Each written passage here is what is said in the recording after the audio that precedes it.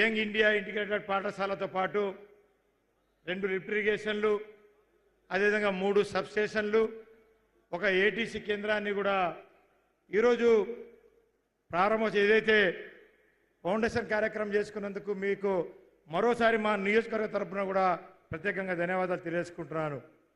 ముఖ్యంగా గౌరవ ముఖ్యమంత్రి గారికి, గౌరవ ఉప ముఖ్యమంత్రి గారికి, అదేవిధంగా జిల్లా ఇన్ఛార్జ్ మంత్రి గారికి కూడా ఈ నియోజకవర్గ ప్రజల తరఫున, మా నియోజకవర్గంలో అంటే వెనుకబడ్డ ప్రాంతం ఆదిలాబాద్ జిల్లాను వెనుకబడ్డదంటే దాంట్లో ఇంకా మా బోత్ ఇంకా వెనుకబడ్డ ప్రాంతం. ఒక ప్రాజెక్టులు లేవు, ఏ కార్యక్రమాలు లేవు, అన్నిటికీ వెనుకబడ్డ ప్రాంతం. కాబట్టి గౌరవ ముఖ్యమంత్రి వస్తున్నారు, ఖచ్చితంగా మా నియోజకవర్గాన్ని, ఎందుకంటే రాష్ట్ర ముఖ్యమంత్రి అంటేనే ఒక తండ్రి లాంటి వాడు రాష్ట్రానికి. కాబట్టి ఖచ్చితంగా మాకు న్యాయం చేస్తారు, ఖచ్చితంగా మాకు నిధులు కేటాయిస్తారని చెప్పేసి ఎంతో ఆశతో మా నియోజకవర్గ ప్రజలు, నేను కూడా ఎంతో ఆశతో ఎదురు చూస్తున్నా. కాబట్టి ఖచ్చితంగా మా యొక్క కార్యక్రమాలు ఏవేవైతే ఉన్నాయో ఖచ్చితంగా మీరు నెరవేరుస్తారని చెప్పేసి కూడా ఈ సందర్భంగా నేను తెలియజేసుకుంటున్నా. ముఖ్యంగా చాలా సమస్యలు, ఫారెస్ట్ సమస్యలు కానీ, తాగునీటి సమస్యలు కానీ, ఇంకా సాగునీటి సమస్యలు కానీ, ఇలాంటి సమస్యలు చాలా ఉన్నాయి. కాబట్టి ఖచ్చితంగా ఒక్కొక్క కార్యక్రమాలు తప్పకుండా అన్ని నియోజకవర్గాలు వేరే నియోజకవర్గాల్లో ఇచ్చుతూ ఉన్నారు. కానీ మా నియోజకవర్గంలో మీరు మొట్టమొదటిసారిగా వచ్చిండు కాబట్టి ఖచ్చితంగా మేము చెప్పినటువంటి కార్యక్రమాలు అన్ని ఇస్తారని చెప్పేసి కూడా మీకు ఖచ్చితంగా మా యొక్క నమ్మకం ఉందని చెప్పేసి కూడా నేను తెలియజేస్తున్నాం. దాంట్లో భాగంగా ప్రధానంగా కొన్ని సమస్యలు మీ దృష్టికి తీసుకువస్తా ఉన్నాను.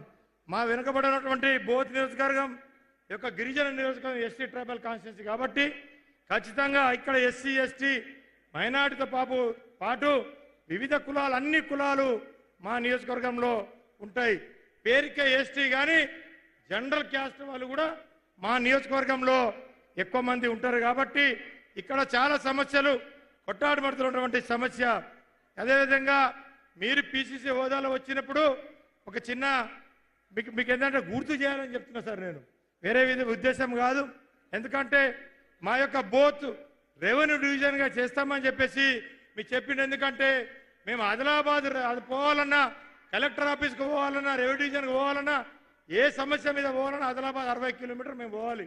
చాలా సమస్య ఉంది సార్. కాబట్టి ఇక్కడ ఏంటంటే చాలా మారుమూల ప్రాంతాలు ఎక్కువ ఉంటాయి. కాబట్టి ఆదిలాబాద్ పోవాలంటే చాలా ఇబ్బంది అవుతూ ఉన్నారు. ఖచ్చితంగా మా బోత్ను రెవెన్యూ డివిజన్గా ప్రకటిస్తారని చెప్పేసి కూడా ఎంతో ఆశతో మా ప్రజలు ఎదురు చూస్తూ ఉన్నారు. కాబట్టి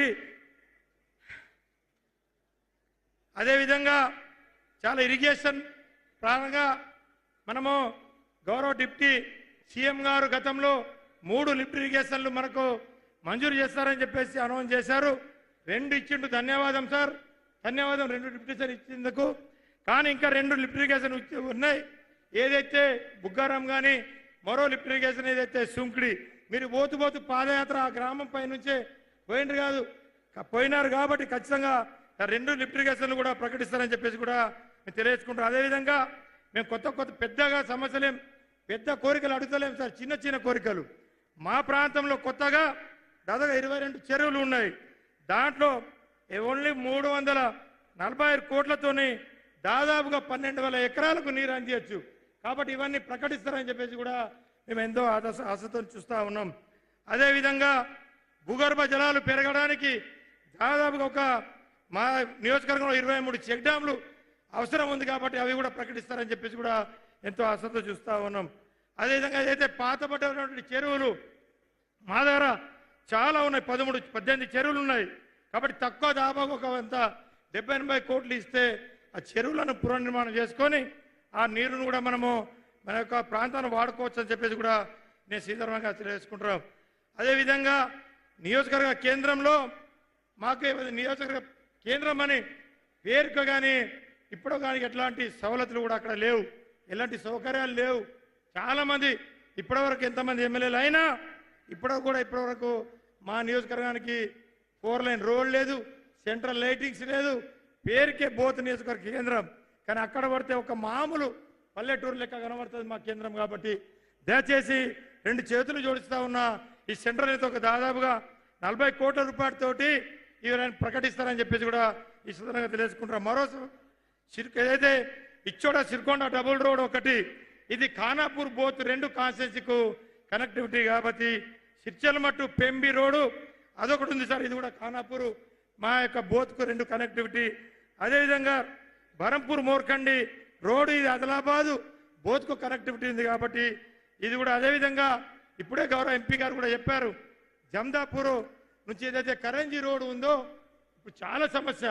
అది అంతర్రాష్ట్ర రహదారి, మహారాష్ట్రకు వెళ్ళే రహదారి మన తెలంగాణ నుంచి. కానీ ఆ కాంట్రాక్టరు ఏదో కొన్ని టెక్నికల్ సమస్యల వల్ల పని ఆపేసింది సార్. దయచేసి అదేదో క్లియర్ చేసి ఆ రోడ్ను పునర్నిర్మాణం చేసి ఇస్తే మా 2-3 మండలాలు అంతర్రాష్ట్రానికి వెళ్ళే అవకాశం ఉంది కాబట్టి ఆ కరంజీ రోడ్ని పూర్తి చెప్పాలని చెప్పేసి కూడా ఈ సందర్భంగా నేను తెలియజేసుకుంటున్నా. అదేవిధంగా మండలంలో ఏదైతే ఇప్పుడు ఇంతమంది ఎంపీ చెప్పిండు 7 మండలాల్లో మండల ఆఫీసులే ఉన్నాయి, కానీ ఈ అన్ని శిథిలావస్థలకు వచ్చినాయి సార్. 3 కొత్త మండలాలు ఉన్నాయి, సిరికొండ, సొనాల, బింపూరు. వాటితో పాటు మాకేక 7 పాత మండలాలు ఉన్నాయి. ఖచ్చితంగా మండల ఏదైతే ఉన్నాయో ఇంటిగ్రేటెడ్ ఆఫీసు మంజూరు చేయాలని చెప్పేసి కూడా ఇక మేమేం కొత్త చిన్న కోరికలు సార్. తప్పకుండా మీ మీద ఆశలు పెట్టుకున్నారు మా వాళ్ళు, ఖచ్చితంగా ఇస్తారని చెప్పేసి కూడా ఈ సందర్భంగా నేను తెలియజేసుకుంటున్నా. అదేవిధంగా నియోజకవర్గ కేంద్రంలో చదువు ఎంతో అవసరం. మీరు ఇంటిగ్రేటెడ్ పాఠశాల ఇచ్చిండ్రు 200 కోట్లు కాబట్టి మీకు ప్రత్యేకంగా ధన్యవాదాలు తెలియజేసుకుంటూ, అదేవిధంగా మా బోత్ నియోజకవర్గ కేంద్రంలో పిల్లలు చదువుకోవాలన్నా, అమ్మాయిలు చదువుకోవాలన్నా, ఎందరు చదువుకోవాలన్నా డిగ్రీ కళాశాల లేదు మాకు. ఖచ్చితంగా మేము జనరల్ డిగ్రీ కళాశాల బోత్లో మంజూరు చేస్తారని చెప్పేసి కూడా నేను ఈ సందర్భంగా తెలియజేసుకుంటున్నా. అయిపోతుంది కాబట్టి అదేవిధంగా ఇక ముఖ్యమంత్రి గారు కూడా ఇక అన్ని ఆటలు ఆడతాడు కాబట్టి మా పిల్లలు కూడా కొంచెం ఆడుకోవాలి సార్ బోత్లో. మా బోత్ పిల్లలు కూడా ఆడుకోవాలంటే మాకు బోత్లో ఒక మినీ స్టేడియం ఇస్తారని చెప్పేసి కూడా నేను ఈ సందర్భంగా నేను కోరుకుంటున్నా సార్. అదేవిధంగా ఇచ్చోడలో ఇప్పుడు ఏదైతే ఇంత పెద్ద 5 మండలాలు ఇచ్చోడ సెంటర్ ఇక్కడ నుంచి 7 కిలోమీటర్ల దూరంలో, కానీ అక్కడ మాకు ఒక సిఎస్సి సెంటర్ లేదు, హాస్పిటల్ లేదు. పోస్ట్ మార్టం చేయాలన్నా, ఇంకేదైనా కార్యక్రమాలు చేయాలన్నా కానీ ఒక సిఎస్సి సెంటర్ మంజూరు చేస్తారని నేను విజయరమణకు 2 నిమిషాలు అయిపోతుందని చెప్పేసి కూడా ఈ సందర్భంగా నేను తెలియజేసుకుంటున్నా. అదేవిధంగా Sunkudi market committee sir, Sunkudi market committee అది చాలా పెద్ద కమిటీ. అక్కడ మేము ఏ కార్యక్రమం తాంసి, తలమడుగు, భీంపూర్ మండల వాసులు ఏదైనా పత్తి అమ్మాలన్నా, ఏదైనా శనగలు అమ్మాలన్నా, ఏం అమ్మాలన్నా కానీ మేము ఆదిలాబాద్ మార్కెట్ పోవాలి. కాబట్టి ఖచ్చితంగా మాకు ఏదైతే సుంకుడి మార్కెట్ ఖచ్చితంగా మంజూరు చేయాలని చెప్పేసి కూడా నేను ఈ సందర్భంగా తెలుసుకుంటున్నా. అదేవిధంగా ఇంకోటి సార్, మామూలు ఏదైతే గట్టి కింద దిగితే ఫ్రీ నీళ్లు, పోచంపాడు ప్రాజెక్టులు, అన్ని ప్రాజెక్టులు అన్నిటికీ ఫ్రీ నీళ్లు వస్తాయి, కానీ మా ప్రాంతంలో ఏం రావు సార్. కాబట్టి ఖచ్చితంగా మేము పండించే పంటలకు ఖచ్చితంగా క్వింటల్కు 5,500 రూపాయలు బోనస్ ఇవ్వాలని చెప్పేసి కూడా నేను ఈ సందర్భంగా నేను తెలియజేసుకుంటున్నా. వాటితో పాటు పంట కొనుగోలు సార్, ఇప్పుడు మేము పండించే పంటలు సగం పంటలు కొంటా ఉన్నారు, సగం పంటలు కొంటలేరు. ఇప్పుడు మా దాంట్లో ఇప్పుడు రబీ పంటలు వేసుకుంటే మొక్కజొన్న కానీ జొన్నలు బాగా పండిస్తూ ఉంటారు. కాబట్టి ఏదైనా నిబంధనలు పెట్టకుండా, పరిమితి లేకుండా ఆ పంటలను కొనాలని చెప్పేసి కూడా తెలియజేసుకుంటూ, ఆఖరికి ఇవి కొన్ని మా ప్రాంతంలో ప్రాజెక్టులు లేవు కాబట్టి బోర్లు కొట్టుకోవాలి, నీళ్లు తాగడానికి లేదు, ఏం లేవు. పొలం బాట రోడ్లు కూడా మేము అన్ని పొలాల పోవడానికి కూడా రోడ్లు పూర్తి చేసుకోవాలంటే ఖచ్చితంగా మీరు ఒక 40 కోట్ల రూపాయల SDF నిధులు ఇవ్వాలని చెప్పేసి కూడా ఈ సందర్భంగా తెలియజేసుకుంటూ, టూరిజం పరంగా కూడా 4 మా యొక్క కుంటాల, పొచ్చెర, కనకాయ జలపాతాలు ఉన్నాయి. ఖచ్చితంగా కూడా ఇవి కూడా చేయాలని చెప్పేసి కూడా ఆలయ అభివృద్ధి కొరకు మాకు 2 ఆలయాలు సార్. మీరు ఇప్పుడే బాసర్లో కూడా మీరు మంజూరు చేసిండు 200-300 కోట్లు, కానీ మాకు అంతగానం వద్దు సార్. మాకు సిరిచల్మకు ఒక 5 కోట్లు, అదేవిధంగా బరంపూర్కి ఒక 2 కోట్లు మంజూరు చేయాలని చెప్పేసి కూడా తెలియజేసుకుంటూ, ఈ ఆఖరిగా ఆ ఇండ్లు సార్ మాకు వెనుకబడ్డ ప్రాంతం కాబట్టి ఒక అదనంగా అన్ని నియోజకవర్గాలకు కేటాయింపే దాంట్లో అదనంగా ఒక 2,000 ఇంద్రమ్మ ఇల్లు ఎక్కువ ఇవ్వాలని చెప్పేసి కూడా ఈయన ఈ సందర్భంగా తెలియజేసుకుంటూ అదేవిధంగా ఈ అందరికీ అదేవిధంగా ఇచ్చోడలో సాధికానా కూడా మీరు ఇంతకుముందు చెప్పింది సార్, అది కూడా 3,65,00,000 రూపాయలతో ఇచ్చోడలో సాధికానా ఇవ్వాలి. అదేవిధంగా study circle centres SC ST బీసీలకు మైనార్టీ సోదరులు కూడా స్టడీ సెంటర్ కూడా ఇవ్వాలని చెప్పేసి కూడా ఈ సందర్భంగా తెలియజేసుకుంటారు. ఇక చాలా మంది పెద్దలు అక్కడి నుంచి చేతులు ఊపుతున్నారు కాబట్టి ఏదేమైనా సార్ కానీ నేను పత్ర రూపంలో మీకు అందజేసిన తప్పకుండా ఇవన్నీ మంజూరు చేయాలని చెప్పేసి కూడా కోరుతూ, మీరు నాకు మంజూరు కావాలంటే మీరు అందరూ ఒకటిసారి సీఎం గారికి 2 చేతులు చెప్తే సపోర్ట్ కొట్టాలని చెప్పేసి కూడా కోరుకుంటూ ముగిస్తాను. జై హింద్, జై తెలంగాణ. గౌరవనీయులు ప్రేమ్ సాగర్ రావు గారు, honourable MLA Mancherial, civil supplies corporation chairman.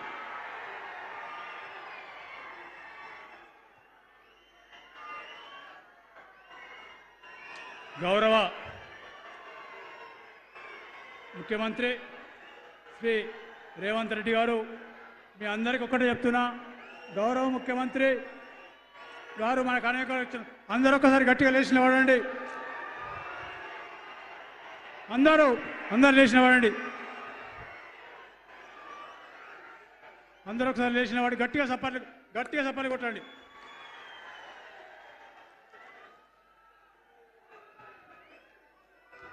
గౌరవ ముఖ్యమంత్రి గారు శ్రీ రేవంత్ రెడ్డి గారు ఈ కార్యక్రమాన్ని 99 రోజుల కార్యక్రమంలో మొదటి జిల్లాగా ఉమ్మడి ఆదిలాబాద్ జిల్లాను తీసుకొని పిప్పిరి గ్రామానికి ఎక్కడైతే గౌరవ ఉప ముఖ్యమంత్రి